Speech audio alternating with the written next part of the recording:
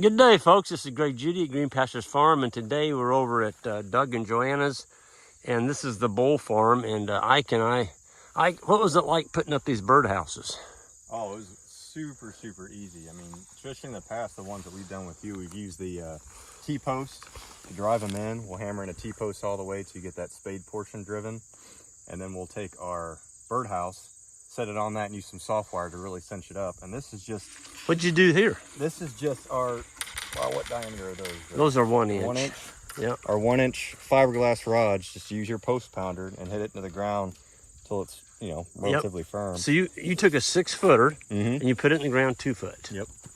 And then this guy, which I like this part about it too, he's even got these little kind of spade teeth cut out in the PVC, so it'll help grip your dirt, you know, your soil and the base a little better. When it keeps that pipe from spinning. Yep. Yeah, because you'll put it on. Yep. Slides right over the top, kind of like a cap. Look at that. Oh, gosh dang. Woo!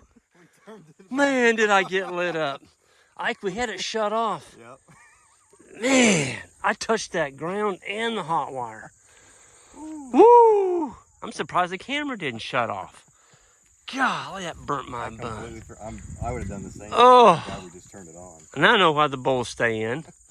Gosh, that had to be 8,000 volts. Oh. Well, and my feet are damp. Yeah. So I was grounded good. You're right. Anyway, back to this. I have to apologize. I don't remember your name, sir, but this is one of our customers or YouTubers, ex-military guy, bought a farm and followed us to the T with fencing. He did the birdhouse. He bought the cedar, rough sawn lumber from us, and he went home and built the most awesome birdhouse. These are far superior to what we build, far as the stands and the house itself. I mean, he did a really good job. Ike, you were pointing out on the back, this is a 2 inch? That's 2 inch. Yeah, 2 inch PVC standard. And then what he did was these washers here, they've been pre-rounded so that they hold and grip your PVC pipe better. Because a lot of times if you get your factory flat washer and try and tighten it in with these bolts, you keep tightening and tightening, and it puts pressure in one spot and you'll get that crack right here, and then you're done. Well, he's got maximum coverage. Yep, it's flush all the way around. So, you know, maybe get a pipe of the same diameter and just kind of mallet it out so it grabs a little better, but that's huge. And then he put a cap on it. That's a 2 inch PVC cap, which really dresses it off nice. And turn that birdhouse to me again so we can see that. Look at that. So we always just drill a hole. Well, not only did he drill a hole, he used a little metal plate and used self-tapping screws and screwed that on. That's a 1 3/8 diameter hole for our tree swallows. So this is a tree swallow house, and he used my design. That's the nail you pull out, and this whole thing here just pushes out, and you can clean your birdhouse out. Yeah, Isn't that cool? Everything else looks relatively the same. Double washers, of course. Yeah. But that on the back is key. Getting them pre-molded. I mean, that's going to save your PVC. If you don't put that washer on this side, that wood's going to crack, and then your house is going to fall off.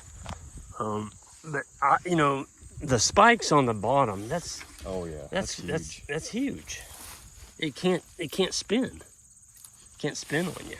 I mean, you give it a little bit of a, get it facing southeast. Give it a little bit of a tuck. Yep. That's it. She's not going anywhere. So we put up 8 this morning, and it took us about, probably 20 minutes. Oh yeah, it was a breeze. This would go quick, folks. If you use this PVC pipe, 2 inch, is that schedule 40? It's 280 PSI. Oh, it is. It's schedule 40. So this is not your normal thin wall pipe. It's got some beef to it. It's got some beef to it. But see, it can set right up against that hot wire. We don't have to worry about our bulls rubbing on it and boogering up the post or knocking the birdhouse over, because we've got it covered. So it's pretty cool. We're already starting to get a lot of gawks. Here's another cattle guy. He's probably gawking too. Yep. She's got 2 of them. I thought he was gonna go in the ditch. We have the first one we put up. There was a guy almost came to a stop up here, and it was like his mouth was flying open. Like, what are them boys doing? Folks, the tree swallows, they eat 8,000 flies a day. A pair of tree swallows will get 8,000 flies a day.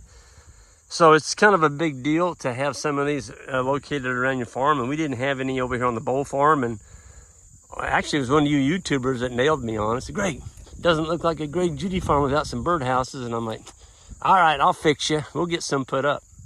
So, yeah, this is a start. We'll probably put up another 8 on the back of the farm.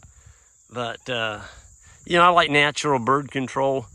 And it also is a really good conversation piece for people that drive by. Like, what in the world are you doing?